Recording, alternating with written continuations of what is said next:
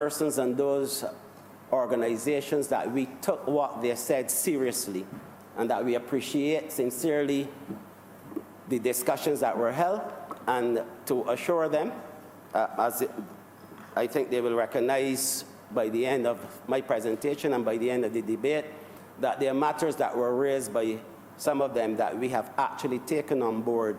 And like I said earlier, those things have certainly served to enhance the quality of the bill. Let me start firstly with the African Heritage Foundation. I believe they were the first to present. This group felt that the word indigenous should be added to the bill, and that this spoke as well to the empowerment and enfranchisement of communities and to the masses. They felt that the penalties that were cited in the bill were a bit draconian, and that persons with cannabis convictions were excluded from playing a role in the new medicinal cannabis industry. And we took those points on board, and I will speak to one or two of them later. The Barbados Association of Medical Practitioners questioned the interpretation of medicinal cannabis, and they asked the question whether or not medicinal cannabis was separate and distinct from the synthetic preparations for clinical use. The role of the Ministry of Agriculture and Food Security versus the role of the Ministry of Health and Wellness was also raised, and I will speak to that. BAM indicated that the members of the medical profession were presently confined to prescribing approved drugs that are proven to be efficacious and safe. And that is a matter that I will also address. The Bar Association looked at the definition of patient as indicated in the bill. They felt it was limited and needed further discussion, and the access to medicinal cannabis by young people needed further consideration, and that the bill, as it was at that time, did not provide alternative methods of access. They called for a clear regulatory framework and felt that the absence of regulations supporting the bill was an error. That is, as far as the Barbados Bar Association is concerned. An interesting contribution came from a notable pharmacologist who was supported by one or two members of the committee, as well as one or two other persons who presented it to the committee. And this had to do with the discomfort by doctors in writing prescriptions in relation to new drugs, and especially having to make recommendations, which was a bit of a gray area for them. He indicated that recommendations are used in a situation where it is difficult to give a precise dosage. Example, the use of tinctures, oils, and balms. And basically, that the legislation should be disease-specific or indication-specific. This general thing had some support from others. Concern was expressed by some members of the committee about the jurisdiction of the Ministry of Health and Ministry of Agriculture in relation to the bill. That, as I said, also was expressed by some other groups.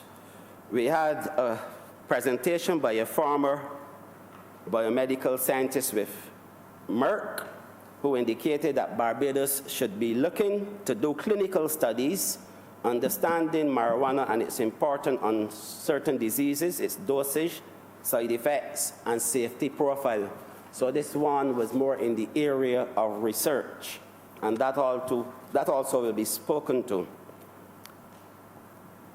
One pharmacist had an issue with persons visiting Barbados with prescriptions that were written by physicians outside of our jurisdiction, and that such prescriptions would not and could not be filled by pharmacists here because those persons would not have been registered in Barbados.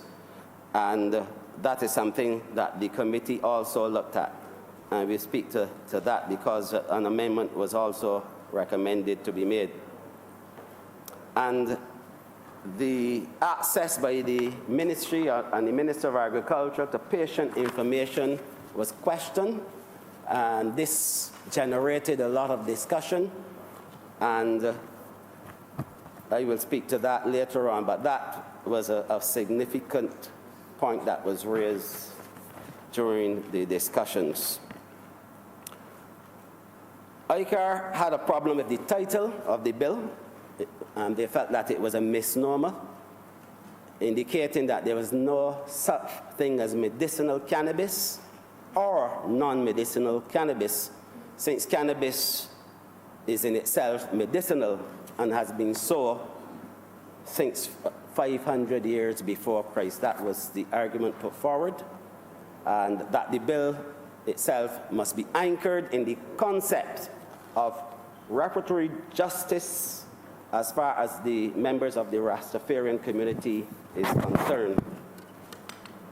The Barbados Pharmaceutical Council also presented, and they believe that there's a place for medicinal cannabis in the treatment of specific medical conditions in Barbados, and they welcome the addition of medicinal cannabis compounds to the National Drug Formulary, an action that was taken by the Ministry of Health and Wellness through the Drug Formulary Committee, which is within the purview of the Ministry of Health and Wellness.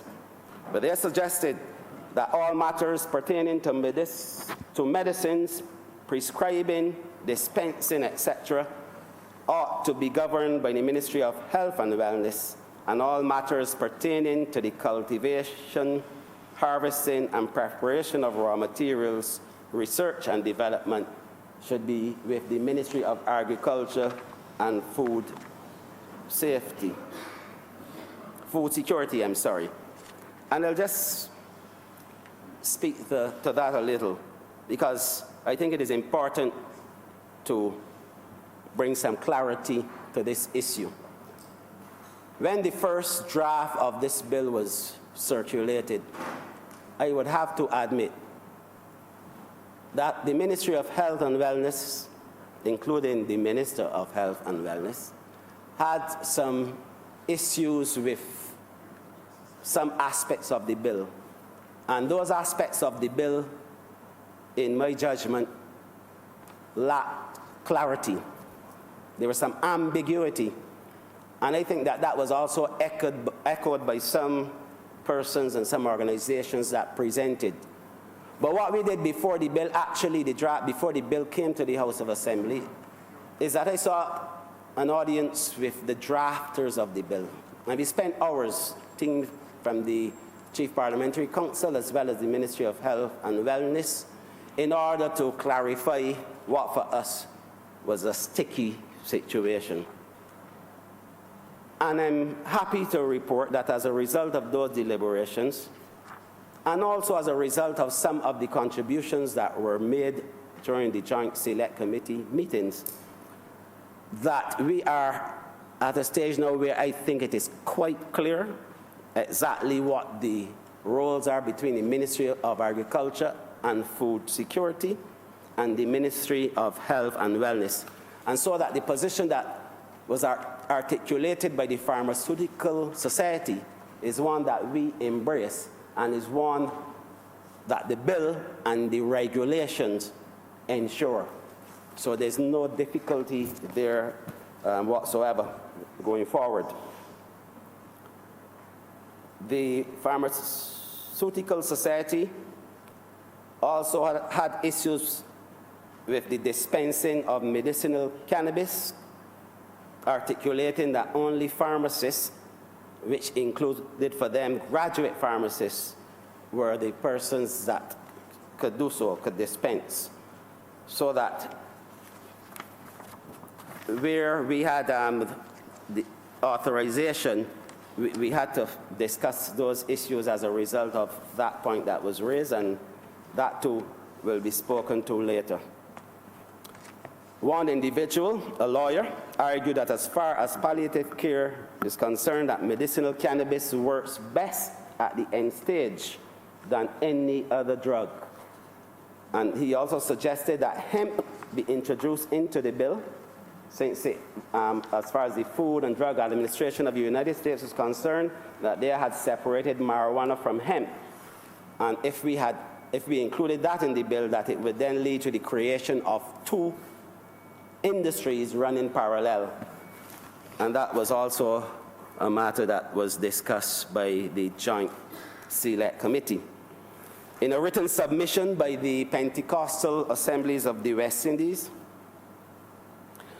they had issues with dispensing or therapeutic facilities, and also the word prescribe or recommended, as I spoke to earlier, which is the same problem that the pharmacologists had with the word recommend. And PAWI also asserted that the bill was simply a guise to introduce the recreational use of marijuana. And I will speak to that a little later, because it is quite clear, as articulated in this manifesto, which was presented to the people of Barbados prior to voting day, election day, that this is what a new Barbados Labour Party government would do: introduce or legalize medicinal marijuana. And they will explain why it was important for us to do so, and why the Ministry of Health and Wellness took the initial step to add some of the medicinal cannabis compounds onto the drug formulary, thus making it legal for Barbadians and visitors to be able to access those compounds. The Council for the Disabled supported the bill and its passage, which they deem has the potential to improve the quality of life for all Barbadians. But they also questioned the situation regarding caregivers as it relates to persons with disabilities, and the prohibitive cost of members of that community to access treatment for a range of illnesses. The Bankers Association recommended that the committee factored into its consideration of the bill the inability of persons engaged in the medicinal cannabis industry to access banking services, and the potential hindrance to the development of the industry in Barbados. And they were looking at the fact that this could jeopardize correspondent bank relationships that they have. And this is an issue that is not only peculiar to Barbados, but in all countries and in all areas where medicinal cannabis has been legalized, including the United States of America. There were some members of the medical fraternity that also recommended the addition of a nurse to the board, to the cannabis board, and I think that that was viewed favorably. The bill was also supported by the National Council of Substance Abuse, and they indicated a willingness to be considered in terms of promoting the use of medicinal cannabis and sensitizing and educating the people in Barbados. So that you would see from that we had deliberations that were far and wide. And the truth is, there's no way at all that you're going to be able to please everyone, that you're going to be able to please every community. And even on the committee itself, there were differences of opinions in relation to various aspects of the bill. But that's the nature of life. That's the nature of life. But how did we get to this point, though? That is something that I would like to speak to for a little bit. How did we reach this point? And I would say that we have reached this point, first of all, because we indicated in this manifesto that we were going to legalize medicinal cannabis. And while that may be seen as a promise kept, and this party has a reputation for keeping its promises, and that our performances are in concert with the promises made in our manifesto. But while that is important, I think it is even more important why we have done what we've done and why we are at this point. When I assume office as Minister of Health and Wellness, I can say to you without fear of contradiction that my office, and I know the office of the Prime Minister, have been inundated with requests, with emails, with letters, with calls from Barbadians and visitors who wanted the opportunity to use medicinal cannabis. That's a fact. And what was happening even before my time was that on a case-by-case basis, the Minister of Health and the Chief Medical Officer, as the law provides, facilitated persons, gave permission for persons to be able to access medicinal cannabis compounds. And it became pellucidly clear that the numbers were growing and that obviously some sort of action had to be taken. So that's one thing. And but as with anything that is new, obviously you had to take your time. And we did not arrive at this point, as we would say in Beijing, in a jiffy. This was carefully thought out. And the first part of this was the responsibility of the Ministry of Health and Wellness. And that was to look at the situation where perhaps we could include some medicinal cannabis compounds on the drug formulary in order then to make it accessible and legal for persons to be able to get these drugs. That took months. And why? Because the formulary committee had to look at it in a comprehensive manner. Cabinet also insisted, and we readily agreed, that there had to be a training component in relation to the dispensing, the prescribing and dispensing of medicinal cannabis to ensure that we get it right. That was something that was fundamental in the process.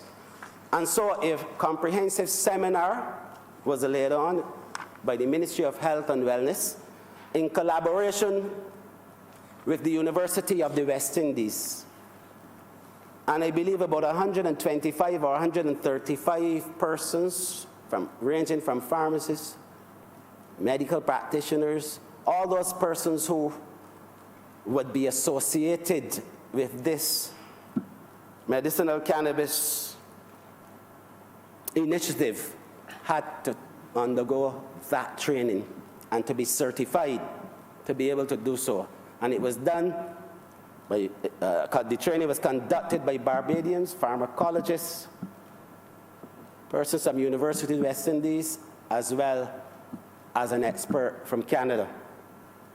And at the end of that process, we moved towards getting those drugs. Now, there were 5 classes or 5 compounds that were approved. And they were approved because drugs on the drug formulary in Barbados are there because of evidence. They're evidence-based. Decisions were evidence-based, based on evidence. And that is why those compounds which satisfy that requirement were placed on the drug formulary. The next step was the establishment of the industry. And that was placed under the Ministry of Agriculture and Food Security, and justifiably so. Why? Because the industry itself goes way beyond the responsibilities of the Ministry of Health and Wellness. And so we've been collaborating in this regard. But like anything new, anything that is transformative, anything that is revolutionary, which this is, you will always have apprehension, there will be doubts and fears. That is a natural thing. I well recall, as a youngster, when it was first mooted that we will move away from having conductors on buses, and you'll have the driver alone and some mechanism of that's what it appeared to me at that time. I could not conceive of a bus without a conductor. You remember those days, Mr. Speaker? Even in the church, our grandparents would never ever entertain the idea of a guitar or a drum being played inside the church. It was almost sacrilegious. Why? Because that is how they were socialized. That is how they came up. And if it was not a pipe organ, it was not music. That is true. And so there's no difference with medicinal cannabis. And any new drug, I'm advised that which comes on the market, you always have these issues. So that when people criticize or offer suggestions, we should not, first of all, dismiss them, and we haven't. But neither should we be daunted by anything of that nature, because instead of feeling that we can't do this, I believe that by encompassing the collective wisdom of our people, that we have the capacity and we have the ability to be able to do some great things. And this is an area that we should embrace boldly, and I will explain why. The medicinal cannabis industry is the opening of a new economic frontier in this country. And we are at the stage where we have to move in some new directions with our economy if we want to be able to sustain the quality of life and the quality of social services that we offer in this country. And I urge all Barbadians not to be afraid. We are not the only ones doing this.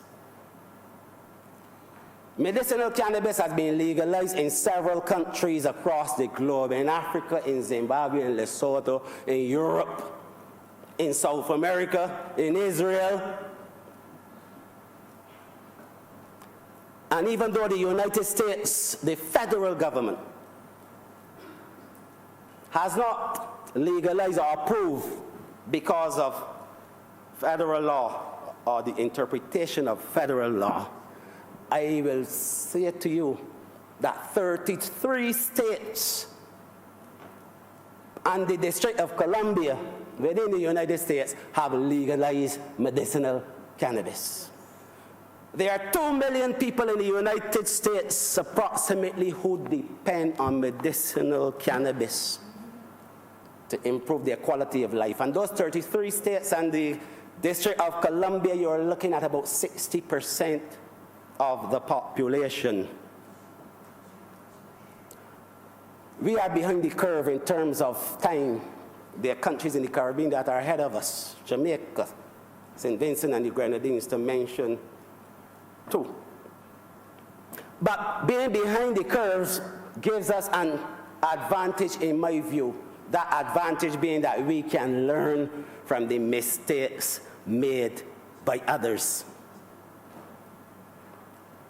So that although Israel would have been in the business of medicinal cannabis research now for about 50 years, and they were at the forefront of this new industry, this new initiative, to the extent that even the Americans and the Canadians and so on, they go to Israel because Israel is ahead of the game with research.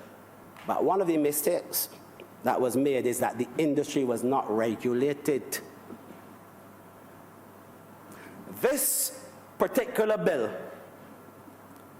with the amendments that the committee would have recommended, this provides a regulatory framework for the medicinal cannabis industry in Barbados.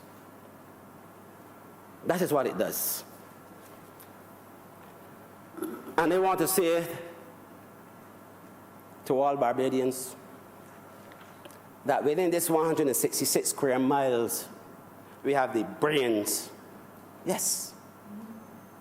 We have the brains, we have the intestinal fortitude, we have the capacity to be able not to sit on the periphery of this growing industry, to be consumers only of the pharmaceutical products or derivatives or compounds from marijuana, medicinal marijuana. But we have everything at our disposal to be a game changer, to be a leader. So that in collaboration with the University of the West Indies, for example, and all of the brain power that we have in this country, we are capable of conducting research in this industry, research that we can sell to the rest of the world. And it has always been the intention of the government of Barbados, this Barbados Labour Party government, not only to open this new economic frontier, but also to make it possible for ordinary Barbadians to be able to benefit in a significant way from any new industry that we have in this country. And so that, although during even the deliberations of the Joint Select Committee, one of the presenters had issues with the fact that 30% is what we said that each company coming into this country, any foreign company, had to have about 30% Barbadian ownership. But the bill and the government's intent is not to restrict Barbadians to simply 30%. If they are Barbadians with the economic means and the fortitude to invest in this new industry, there are Barbadians then who can own companies that would be 100% Barbadian. What the 30% guarantees is that even if people do not have the wherewithal because it's an expensive undertaking, that the guarantee is there that at least 30% would be owned by people, residents, citizens of this country. And that is the way that we have determined that we will proceed with this new industry. But you know, we are a colony of the United Kingdom. Former.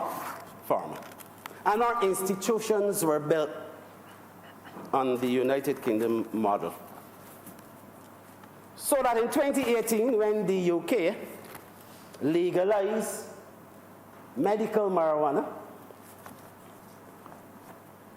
and I quote the then Home Secretary, who stated, and I quote, "Having been moved by heartbreaking cases involving sick children, it was important to me that we took swift action to help those who can benefit from medicinal cannabis," end of quote. The 14th Dalai Lama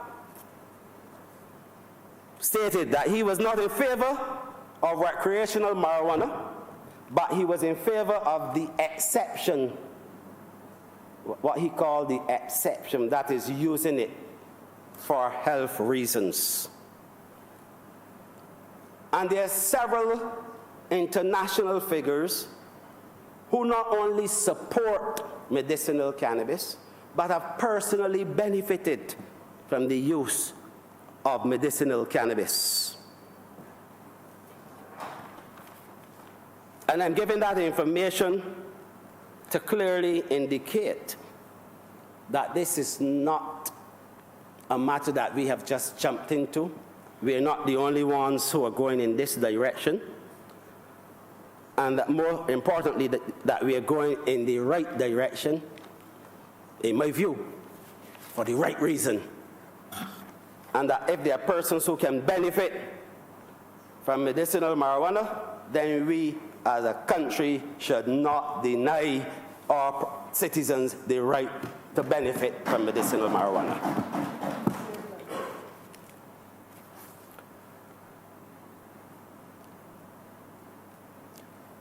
But I'll say this. We must not doubt the ability and the ingenuity of our people. There's absolutely no way, certainly as Minister of Health and Wellness, and that is why I had those meetings with the drafters of the bill. There's no way that the Ministry of Health and Wellness will allow something to happen in this country that is not medicinally advantageous or medically advantageous to the people of Barbados. There's no way why people should think that the medicinal cannabis bill has to do with the fact that we, on this side, want to legalize recreational marijuana. When the Prime Minister and all of us on this side, throughout and during the campaign, during the last elections, indicated clearly that the legalization of recreational marijuana cannot be decided by 30 people in here, but will have to be determined by referendum. There is no way that Barbados, a country with a long legacy in terms of the security and safety of this country, and yeah, we get challenges from time to time like any other country. That's, again, human nature. And it's not the challenge that is the issue, is how we respond to the challenge. But we have a legacy of providing security and ensuring that our society remains safe. And so the security that is required for a medicinal cannabis industry is available right here in Barbados because we have the people that can do it. We have the people that can manipulate the technology that will enhance the security regime. And I dare say that from my perspective, I have no doubt at all going forward that the right decisions will be made in this regard. And so, I will come now to examine a few things in relation to some of the decisions that were made by the Joint Select Committee as a result of the contributions that were made by individuals and also by institutions and organizations. I come to clause 2.1. This is the interpretation section. The committee had issues with parts of this section. For example, the premises. It was felt by the committee and also by some of the presenters that the definition was too wide and should be tightened. And so that is reflected in the amended version of the bill dated the 3rd of October 2019. I'm happy to report that the word recommendation was removed from the bill. And it was removed from the bill for obvious reasons. The arguments against it coming from the medical and the pharmaceutical community was indeed strong. Let me come to therapeutic facility, because this generated a lot of discussion and a lot of discussion also by the members of the committee, not only the presenters, because it is something new and it is something obviously that we are not accustomed to. Therapeutic facility obviously is a new term. And I remember when we were meeting with the drafters from the Chief Parliamentary Council, we meaning the Ministry of Health and Wellness, there was a section that dealt with dispensaries. And we had issues with that, because obviously that collided with dispensaries as articulated in the Health Act. So the decision was taken, let us sit down and discuss this to see exactly what the intent is. And having heard the nature of the intent, it was felt that a term such as therapeutic facility would perhaps best indicate exactly what is intended here and would be a better fit. And basically, we have to look at this in a holistic manner. When I spoke earlier to the church and the pipe organ and bands and so forth, which is the present day thing, and how the younger generation find it easy, for example, to be able to dance in church, dance like David danced, according to the Bible. Older persons would tend to remain stiff because, including some in this honorable chamber, because that is not the culture. That was not how they were brought up. So that we are accustomed to a doctor's office being a table, a desk, a chair, and a sterile kind of environment. That is what we are accustomed to. And so we have this fixation in our mind that that is what it probably will always be. But I remember as a boy, the members of the, what do you call them, the undertakers, was it? Funeral directors they call them, not even undertakers. And you know that grave diggers years ago, no, soil technicians today. Not grave diggers, soil technicians, if you please. Specialists. But back then, we had this picture of what it was. In fact, it was terrifying, I would say, to even go into one of those institutions, one of those places. But everything now has been made, there's a softness, a more embracing and encompassing atmosphere, engaging atmosphere even, in those places. And so this is exactly what this therapeutic facility is all about. It's just a matter of changing the way things are and embracing not only prescriptions as currently obtained. What do I mean by that? I said earlier there was a lawyer who made a strong case, and his point was that of all of the drugs on the market, none of the drugs work better for patients requiring palliative care at the end of life.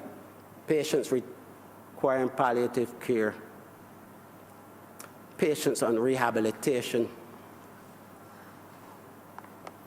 And so there are some who argue, including doctors, some doctors, that this is the way that they prefer to go. In fact, one doctor indicated that her office is no longer the sterile type, and that even in terms of intravenous use vitamins, multivitamins, being able to give multivitamins intravenously is part and parcel of that setup.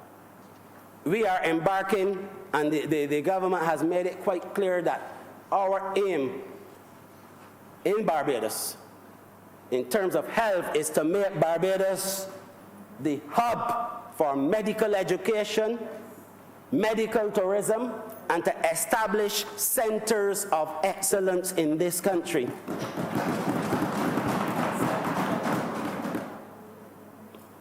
And we have a competitive advantage in one or two areas, believe it or not. The Sun and Sea is just not only for tourism purposes. If we create the right kind of facilities, including facilities for elderly Barbadians or elderly patients, elderly persons, Barbados can become a hub for persons who just want to come and spend their last days in a quiet environment, a relatively peaceful environment, the right type of climate, therapeutic, everything. That is the experience that we need to be able to create.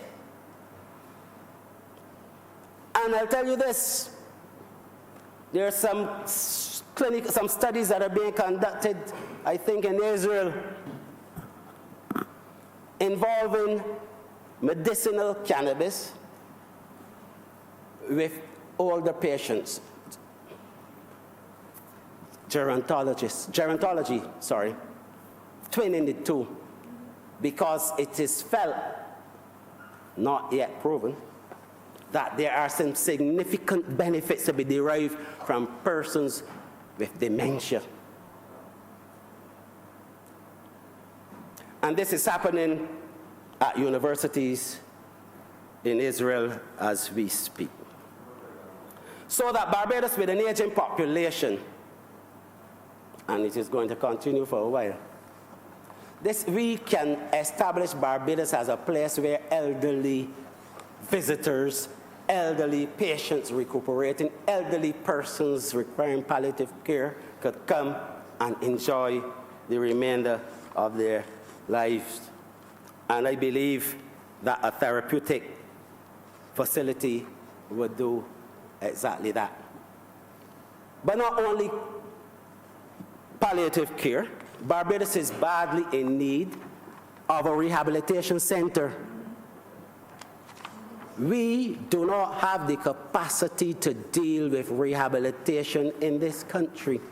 Persons recovering from strokes, persons with all kind of that are not mobile at the moment and need to get therapy.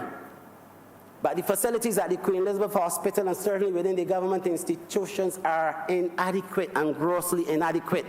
And so sometimes we tend to hospitalize persons who would better be served in a rehabilitation facility. So that we have to start thinking outside of the box, understanding, one, that the world is changing, understanding that demographics are changing even in our country, understanding that we are part of a sub-region called CARICOM and that we have close ties with the Organization of Eastern Caribbean States, and that Barbados once used to be the hub for the Eastern Caribbean in terms of medical services, and we need to return to that, but in an expanded way. And that is one of the ways that we can do so in terms of the establishment of therapeutic facilities that would facilitate the use of some medicinal marijuana products. The question of visitor, which I raised earlier, that was presented by some of the presenters. The committee believes that as long as a visitor can establish that he or she is legitimately in possession of medicinal cannabis, that visitor should be treated in the same way as a person who received a prescription under our legislation. That was the feeling of the committee in relation to visitors. And young persons, we had the issue, young persons and minors, but the argument was made in relation to young person and the age of consent and so on, and it was determined that we would remove the concept, of young persons will be removed from the bill, but the concept of minors will remain.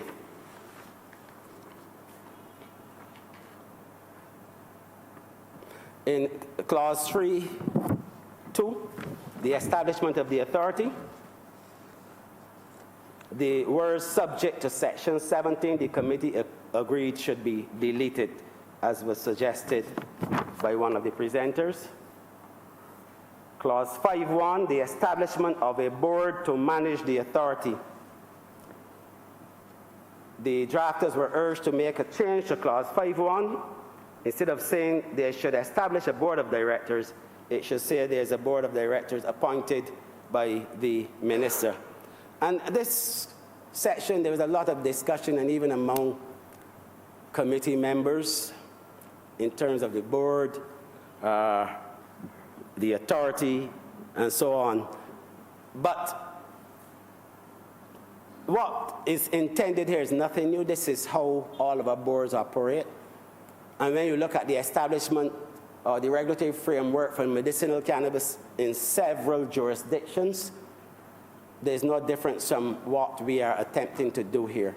The major difference, perhaps some jurisdictions, Israel being one, medicinal cannabis remains with the Ministry of Health, but there are others that it is placed under the responsibility of another ministry.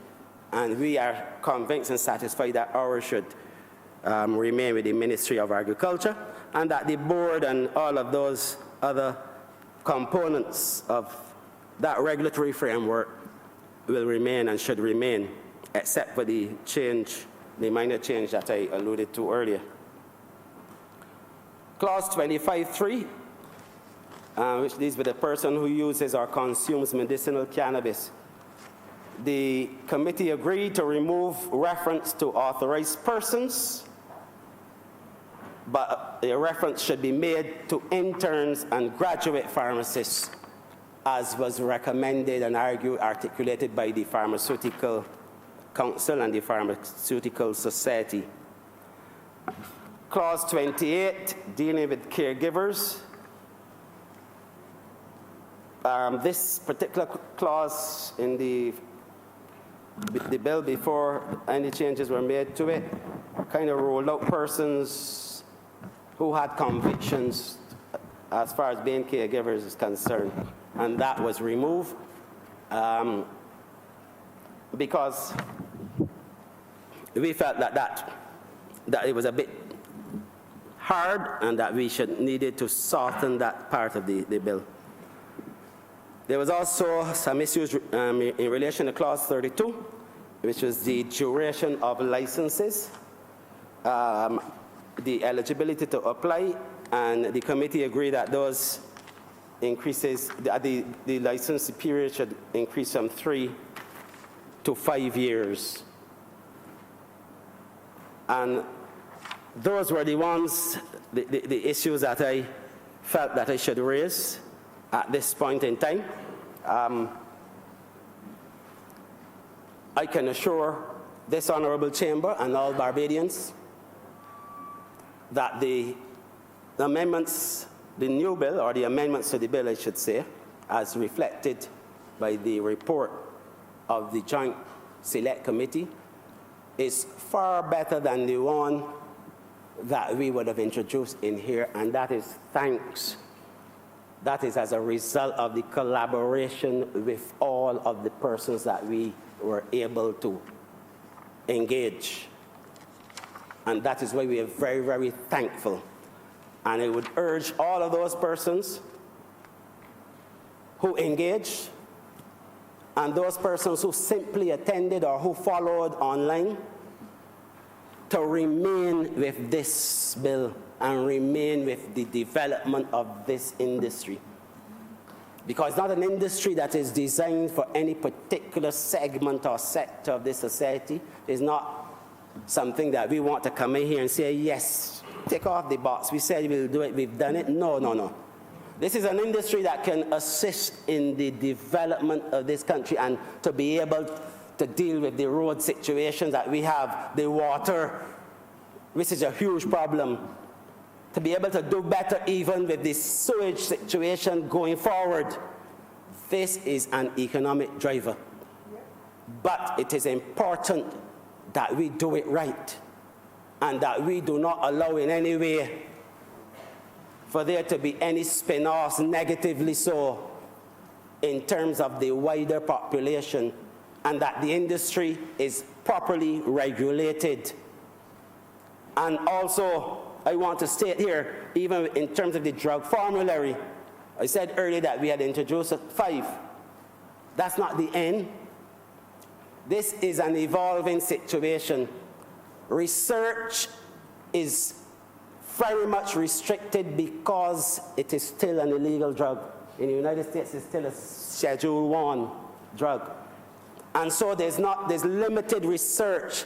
Therefore, in terms of trying to reach evidence-based solutions, you are limited. But the wider the research gets, the longer it takes, the more people, the more countries, the more scientists that are involved in the research process, I am absolutely sure that other compounds will be added to that formulary that will be based on the appropriate level of evidence. And so, in closing, I want to say again on behalf of the chair of the committee and the members of the Joint Select Committee, thank you sincerely to all persons and to all groups who contributed to this process. We have a better bill. We have a better idea as to where we need to be going. We could not have done that without the participation, without the criticisms, without the suggestions and recommendations, and may it continue to be so. And I also would like to say to the drafters of the bill, and it was a lot of work.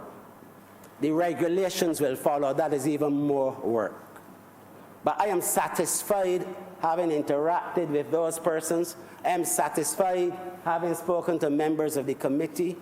I am satisfied having dealt with the Ministry of Agriculture and Food Security, that the regulations which will accompany this bill will clearly define the roles of the Ministry of Agriculture, Food and Food Security and the Ministry of Health and Wellness, and that all those matters that fall within the ambit of the Ministry of Health and Wellness in terms of regulations, in terms of training, that those things will remain.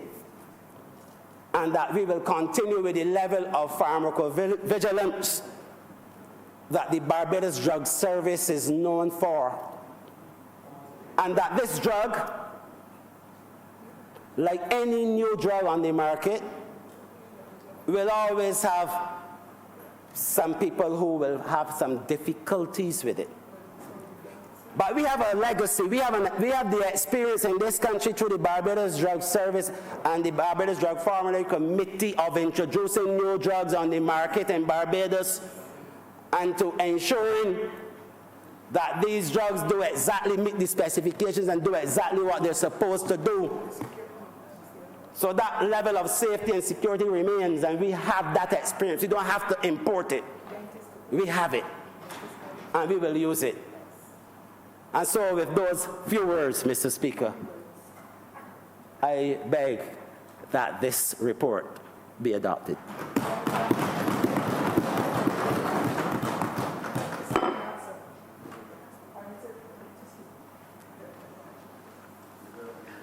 Honourable Member for St. James North. Thank you, Mr. Speaker.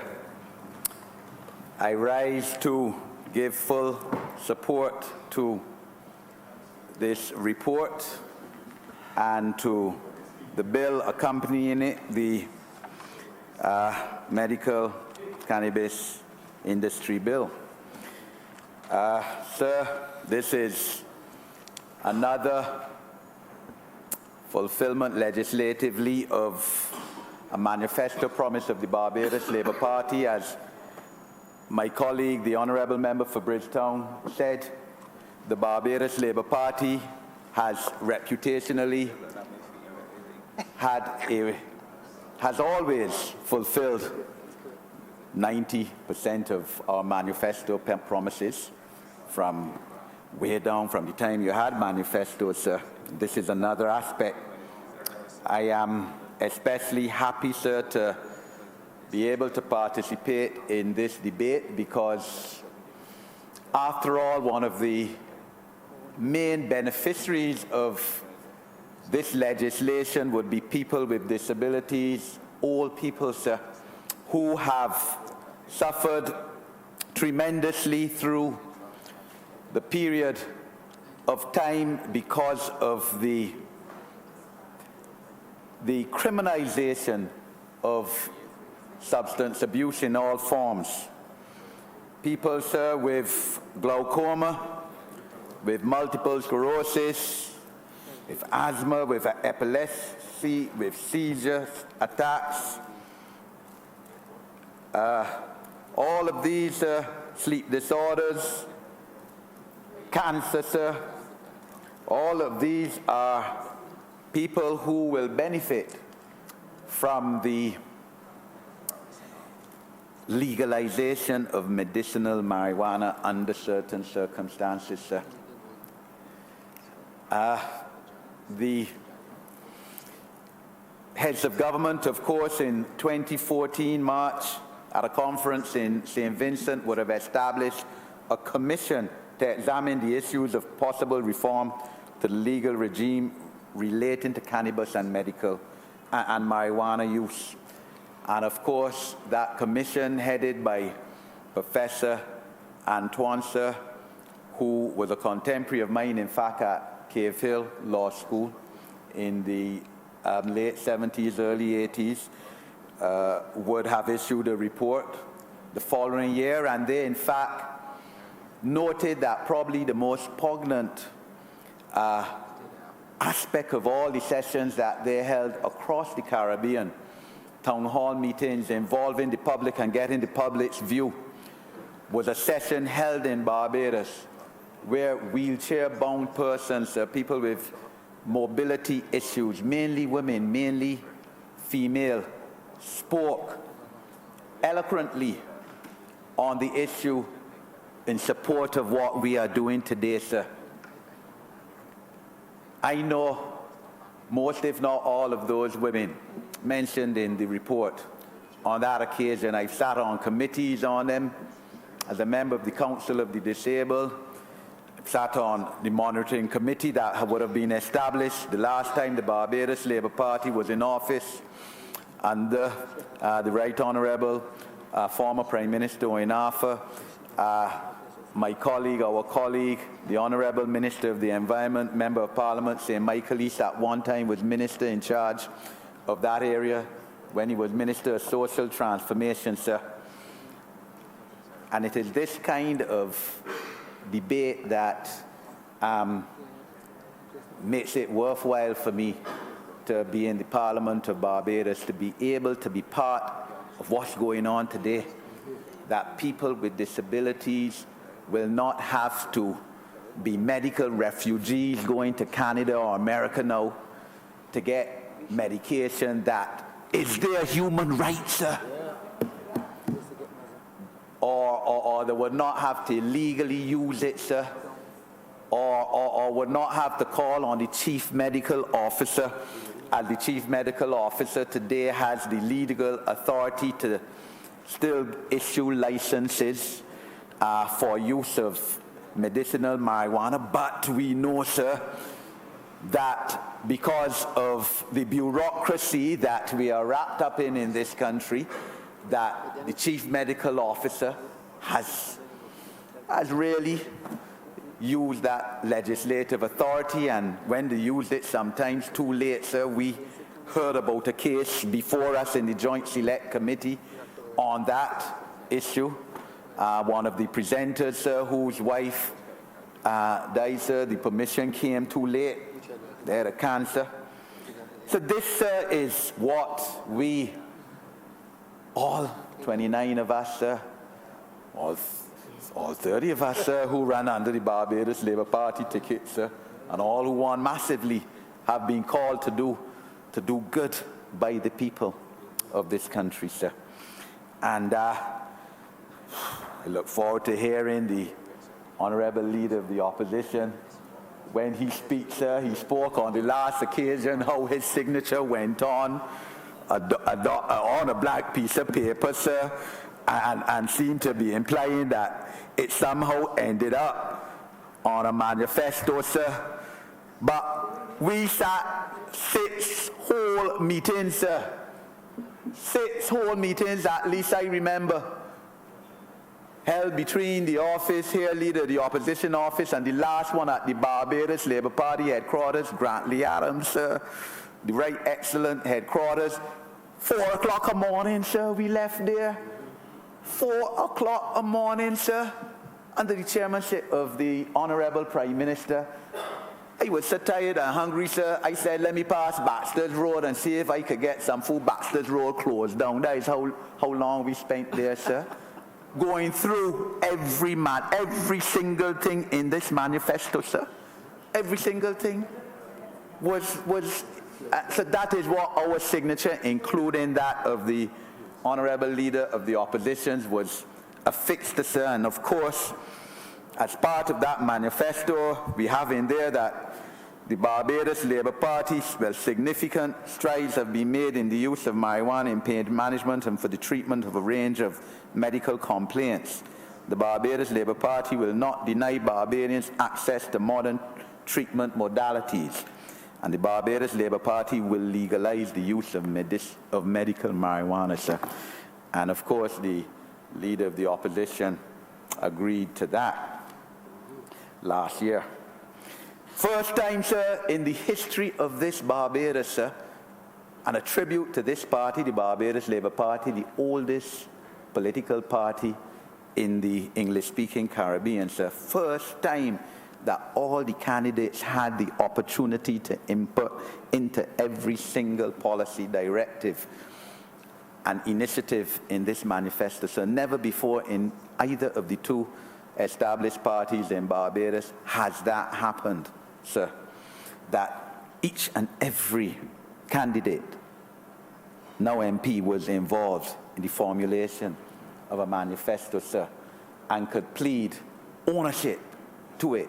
Before that, sir, you will come and as a candidate, you would know on the night, in most cases, when the manifesto launched to the public like everybody else. So, sir, this is an issue that not only relates, as I said, to medicine, sir, and ganja, sir. It's an issue that relates to social justice. It's an issue that relates to human rights. It's an issue that relates to economics, sir. Yes, there's a monetary aspect to it, sir, and we are under pressure, sir. After 10 lost years under the last government, sir, we have to find new industries in development, sir, where there's energy, where there's use the innovative means and digitalization, the cultural aspects, sir, the blue economy that we're building out. This is a new industry, sir. The Barbados Labour Party traditionally has been the party creating new industries, whether it was the financial services and the offshore banking in the late 70s, the cultural industry, sir. This is the party that leads that initiative, and we are doing it again. And within the context of regional hegemony, sir, because you had, as I said, a CARICOM commission on the issue, and other CARICOM countries, some have gone ahead of us, sir. Jamaica in 2015 decriminalizing the use of, or rather legalizing, in fact, the use of ganja, marijuana, for personal use, an amount of quantities for use. St. Vincent following, and St. Vincent, both Jamaica and St. Vincent passing legislation in terms of the sacramental use for Rastas, sir. And Barbados, sir, the cabinet has agreed that we will take that step, sir, because Rasta is a religion recognized since I think 1994 in a case in Jamaica, Francis, confirmed, sir, by the OECS in May. Professor Ventosa, Mr. Justice, confirming that a few months ago, and saying that Rasta has a constitutional right under the Petition Constitution for sacramental use of marijuana, sir. It is a human right, freedom of religion. Barbados a similar right. And the cabinet has agreed for that because these are human rights, sir, that we are involved in, constitutional rights. The World Drug Report in 2017 noted that an estimated 183 million people globally use cannabis, marijuana, and the most extensively use it, sir, as a drug, and statistics, sir, for medication, sir, and statistics, in fact, public opinion in Barbados is now being shown at 63%, at least when last a poll was done in 2017, 2 years ago, that 63% of Barbadians desire law reform in this area. And that has grown tremendously from how it would have been 10 years ago when it would still have been a minority. And even in our conservative society, sir, that in often cases resist change, the majority of people, almost 2/3, 2 years ago, recognized that we have to reform the law in this area. It cannot be, sir, that poor people continue to go to jail for use of small quantities of marijuana, cannabis for their personal use, sir. Rich people get away. That is the reality, not only in Barbados, but in all over the world. America, sir, we know that historically, within the last 50 years, 1 in 4 or 5 black men in jail, sir, a lot because of possession of drugs, sir. So the law is discriminatory, sir. And I say that, sir, from the perspective of an individual who has never even smoked a cigarette in their life. Far less use cannabis, marijuana, sir. That's not my vice, sir. I, like every human being, have vice, sir, but not that one. So I could stand here, sir, and speak from a totally objective view on this issue because I have no personal interest in this, sir. But I recognize, sir, that we have to change. We have to reform. We have to go, sir. We cannot be left behind.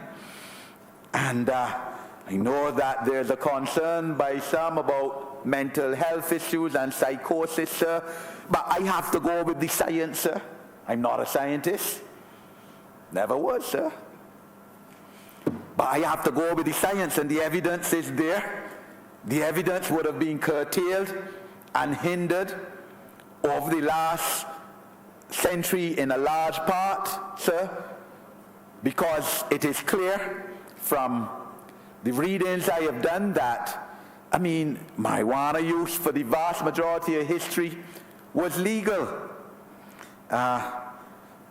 From way back as 400 AD, people used to use cannabis, sativa for medical purposes, sir.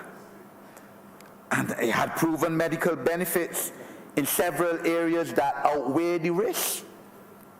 But then we know, sir, what happened 100 years ago in the United States of America when alcohol, the prohibition came off, sir. And, it was felt that marijuana and ganja now would compete with alcohol, sir. And you know how it is, sir. in the big countries, lobbyists and those with interest, therefore, in making millions and millions of dollars in alcohol, which is what happens, sir, alcoholic sales, moved together and came together, and suddenly cannabis and marijuana use now criminalized, starting in 1919, I think it was, in Jamaica, sir, and moving to the 1930s through the rest of the colonial West Indies, sir, including Barbados, suddenly is illegal without any real scientific evidence to show the harmful effects, sir, when in most cases the evidence is that alcohol is a more dangerous substance abuse in excess than is marijuana, sir. But I hope, sir, the global order, sir, the international order deems itself, sir. And then in 1961, treaty passed at United Nations, whereby most of the world come together and say that cannabis and marijuana, ganja, illegal, sir. And the scientific research intentionally curtailed into the issue. I think the Germans, a German, sir, was one of the main people moving towards calling on the criminalization of these drugs. Some research carried out on some Germans, sir, that was clearly defective and a fake. But, sir, we now have to act within the interests of Barbados and our people and of the people in the wider Caribbean, and therefore I give commendations to the CARICOM Commission, of which I mentioned, which spoke on this issue, produced a report, sir, and we are moving ahead, sir, to do good by our people. The Western campaign on war on drugs has failed, sir. That is accepted. The war on drugs has failed. I mean, it hasn't stopped it, sir. I mean, when you decriminalize it, sir, and take the aura out of it and the financial benefits, sir, it's going to be better than this war on drugs that they had in the 60s and 70s and 80s, sir, spearheaded by the United States, that even the United States now accepts has been a failure.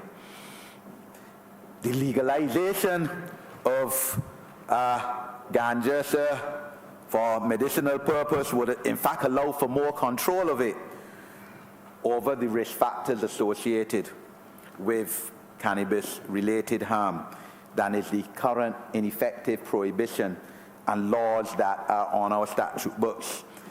Laws, sir, that as they stand now, heighten health risks and induce social harm, sir.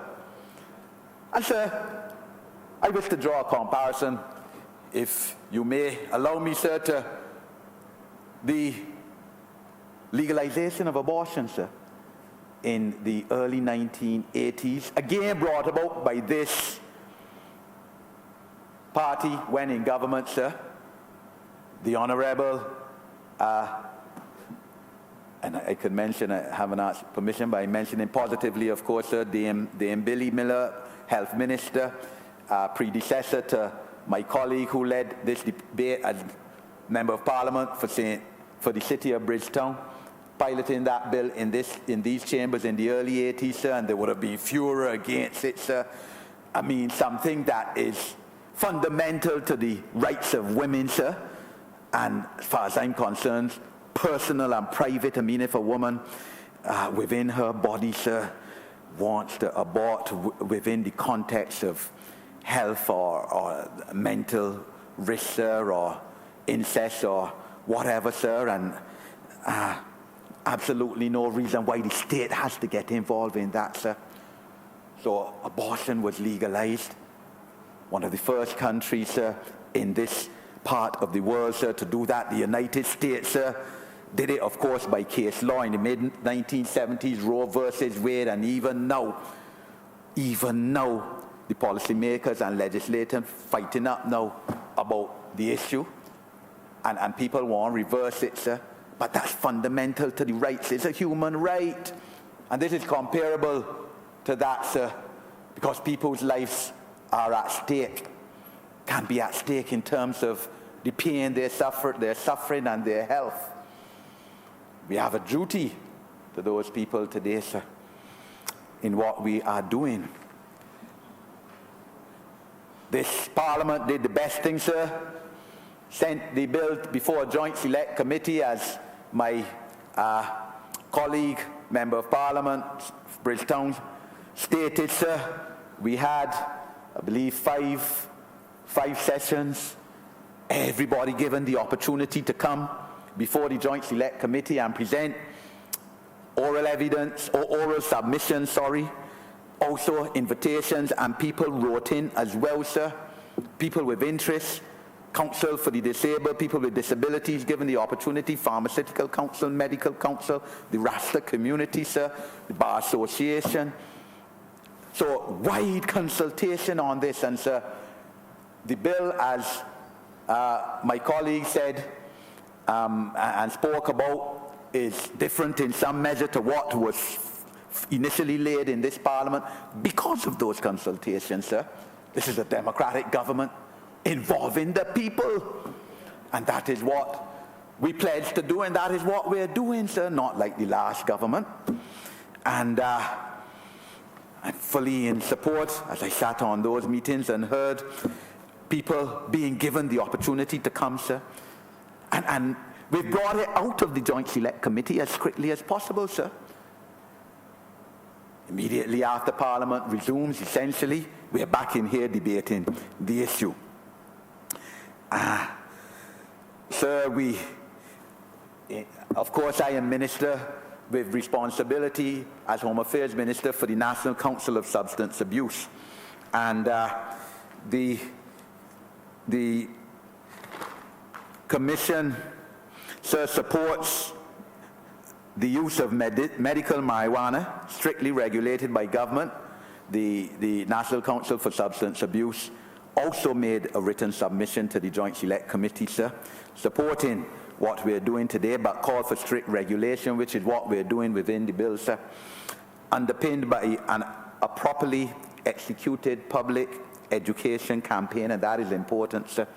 And the council, sir, would ensure that that is done not only for medical marijuana, but in terms of use and abuse of illegal substance abuse, period. The National Council also calls for appropriately developed, the public education campaign to be appropriately developed for a wide cross-section of audiences, buttressed by training primary health and care providers. And the National Council for Substance Abuse, of course, has its policy campaigns within the schools, primary and secondary schools, because we have to still protect the youth of this country, and that is what we will be doing, sir. You would see in the bill, for example, section 25, I think it is, that 25.2, that the parent or guardian of a patient who is a minor shall obtain the certificate in writing from a medical practitioner certifying that the use of medicinal cannabis is necessary in the case of the minor, and the parent or guardian shall consent in writing to the use of the medicinal cannabis, sir. In other words, clearly the parent is involved in the use of their minor child with, let's say, some multiple sclerosis, and so there are those regulations. And what we're doing today, sir, is not for the youth to feel that they could go now and smoke this herb all about the place, sir. We're not in that at all, sir. We're dealing with medicinal marijuana, sir. There will be the opportunity, as we have said in our manifesto, and as the Honorable Prime Minister has said on many occasions, for Barbadians to be directly involved in whether recreational use marijuana should be legalized, sir. That time will come, the people will be involved, everyone in Barbados, every voter will have the opportunity, sir. But we're dealing now with medicinal, and we don't want people to get tied up or confused because the youth have to be protected. We will ensure that they are protected, sir. All of us, sir, look, sir, this is reality. All of us, sir, have constituents. We go on blocks, sir. We're politicians, sir. We go on blocks in communities, people smoking this thing, sir. And I am as I said, I've never used it, sir, but I'm no prude. And therefore, sir, all I do when I go, sir, I tell the men, look, man, and if the whole in the youth, 1 year old, I say, but you know, man, you shouldn't be smoking this thing, man, holding your youth, man. And they respect my view, sir, and they understand it, sir. And so this is not a case, sir, and I take serious umbrage, sir, to what the Honourable Leader of the Opposition sought to imply in here a couple of weeks ago about drug laws and politicians, sir. I could speak with authority, sir. I don't hold myself out to regular fathers, only myself. But I could speak with authority, sir. None of the 29 of us on this side of this bench involved with any drug laws, sir. And I don't know where that came from. I quite frankly thought he meant as we know, sir, the last government, sir. But none of us, sir, and in a case...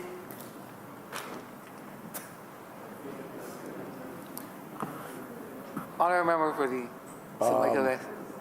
Point of order, sir. Mr. Speaker, the honourable member out of St. James North is misleading the House, and seriously so.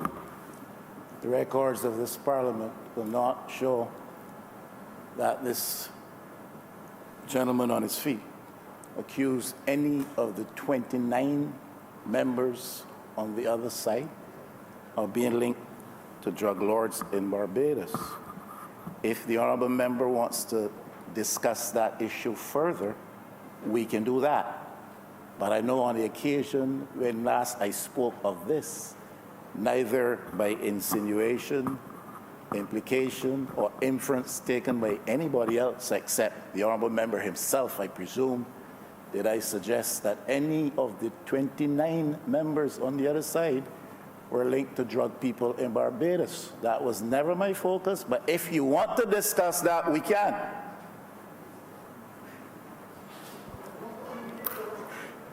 Continue, honourable member. Sir, I am eternally grateful that the Honourable Leader of the Opposition has taken the opportunity to clear that up, because how that went out in the public, sir, had me extremely concerned. So I am grateful to the honourable member. Mr. Speaker, the honourable gentleman is misleading the House. I do not understand what is the measure he uses to ascertain how that went out to the public. And if he wants the record to stand absolutely clear, and if it is in order, Mr. Speaker, we can ask for the transcript.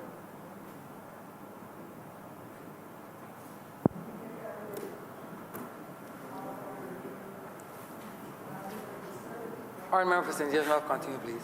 Sir, the Honourable Leader has clarified he didn't mean the 29 of us in here, in fact the 30, sir, because we all run together. And I'm satisfied about that, sir. I don't want any record. Mr. Speaker, again, the honourable member is misleading the House. I never said what I did or did not mean. I said what I did not say. And that has to be absolutely clear. But if you want to persist with the discussion, we can. Because I don't think that resolution is before this honourable chamber, honourable member, in relation to the discussion upon that. Continue, honourable member for St. James North. Mr. Speaker, I hope I get back my 10 minutes, sir, respectively, sir. This government, sir, and again, as part of the, my mandate ministerially as for the National Council of Substance Abuse, is committed to improving the efficacy of the drug treatment court, sir, established about 4 or 5 years ago, whereby the magistrates have the authority to refer persons, especially first-time offenders, for who have been in possession of, quantities of cannabis, marijuana for personal use to the drug treatment court, sir, and a regime being set out for them, protocols to try to get treatment and rehabilitate them, sir. And this is what we have to do. We can't be sending young men, primarily first-time offenders, to Dodds for personal use, sir. We have to look at social justice reform, sir. That is what we are looking at present.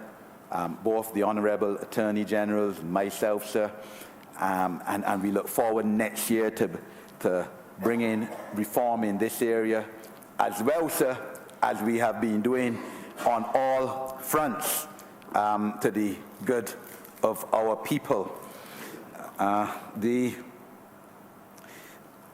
I said, sir, we support the view of the CARICOM Commission that smoking of cannabis, marijuana in public places ought to continue to be prohibited. We know, sir, that the naysayers, the conservatives, would plead, sir, obstacles and say, why are we doing this? And, you're going to have problems with correspondent banking, the banking community.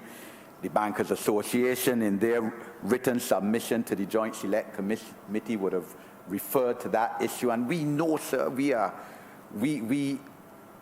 a government that is cognizant of what is going on internationally, sir, and the issue of whether, there may be some banks that will say that this is the fruits of illegal activity because it may be illegal in some other country, sir. The fact of the matter is, yes, whether we like it or not, we are under a banking system at present, a financial system where, three or four of the major banks in Barbados are Canadian banks, sir. Canada was one of the first countries to legalize medicinal marijuana, and in fact has gone the full steps, sir, last year, legalizing cannabis use, period, for recreational use, sir. Wasn't the first country to have done that. Southern Africa has done it, sir. And Southern Africa, sir, is a model in terms of advancement of human and constitutional rights because historically, of course, because of apartheid and the denial of basic human rights to black people, sir. One of the greatest men of the 20th century, Nelson Mandela, first president, would have moved towards giving human and constitutional rights on many areas that we are still, or some areas that we are still lagging behind as a country, sir. Uruguay, I was in Uruguay recently, 2015, would have legalized it as well for recreational use. So, sir, this is the proper thing to do. We will sort out the issue with the banks. As I said, we have the situation where the main banks here, most of the main banks are Canadian anyway, so this issue has been confronted in their home-based country, sir. We know in terms of insurance as well, health insurance, there may be initial issues as well, whether, but we call, sir, once we legalize this, for the insurance companies to be able to give health insurance for the drugs that will be used under prescription and under regulation, sir, because as Section 25(1) says, the person shall only use or consume medicinal cannabis where it has been prescribed by a medical doctor, sir, practitioner. So it isn't that any and everybody could go out there and because you're sick, sir, you have asthma or epilepsy, just go and get it. So it's highly regulated, sir, as the bill shows. We have the issue as well has come up as to whether Barbadians will be able to partake in the in this whole venture because we do not have the money, sir. The Barbadians are not restricted in any aspect of the development of this industry, sir. None whatsoever. Practically, sir, yes, and again, sir, you know me, I'm straight and I talk straight. There may be issues in terms of the research and development that that may require people with some finance to get into, sir. But the truth is, sir, the reality and the facts are that the University of the West Indies was ahead of the game in the 1970s, sir. The University of the West Indies was into research in this area, sir. But then, of course, when the cap came down and the war on drugs, it had to push back. The University of the West Indies was among the first globally to research marijuana for medicinal purposes and to formulate a medicinal product for glaucoma, sir, in 1978. The honourable member has 2 more minutes. Thank you, sir. I gave you back your time. You gave me back my Honourable time, member. sir. Thank you. So, sir, the University of the West Indies, of course, is part of this society, sir. So, we envisage a situation where Barbadians, sir, where Caribbean people will be able to participate in this whole new economy, sir, for the good of the people, sir, serving 2 purposes, sir. You know, the Rastas, sir, said they regard the plant as gifted by God as natural free substance for healing.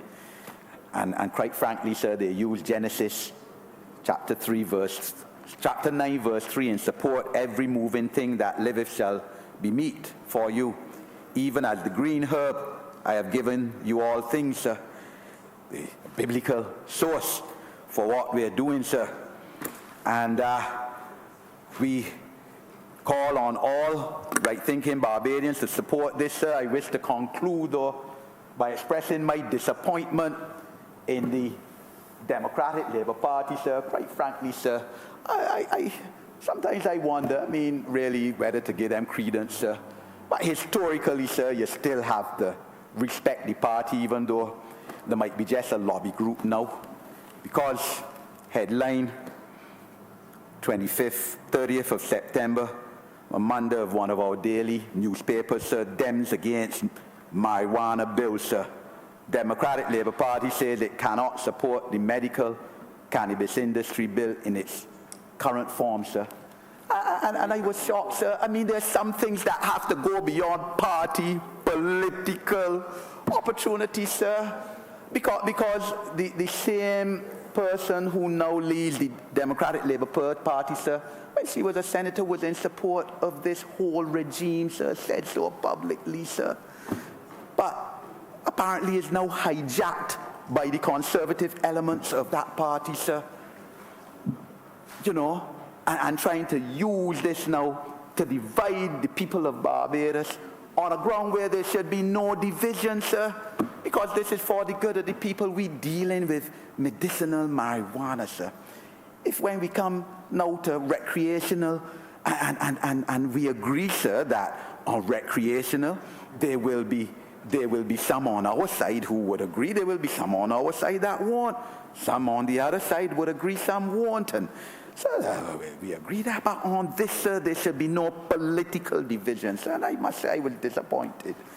Because it tells me that that party, lobby group as it is, has been hijacked, sir, by people who realize that they've been completely rejected, massively rejected, booted out of office by the people of Barbados unanimously, sir, and now looking for some cause. But you have to pick causes that are good and not causes that are against the advancement, health, economic, constitutional, human rights, social justice of the people of Barbados, sir. And sir, I am in full support of this bill, and thank you, sir, for the opportunity to speak in on behalf of the government of Barbados, the people of St. James North, and last but not least, people with disabilities who I have supported their cause for all my adult life, sir.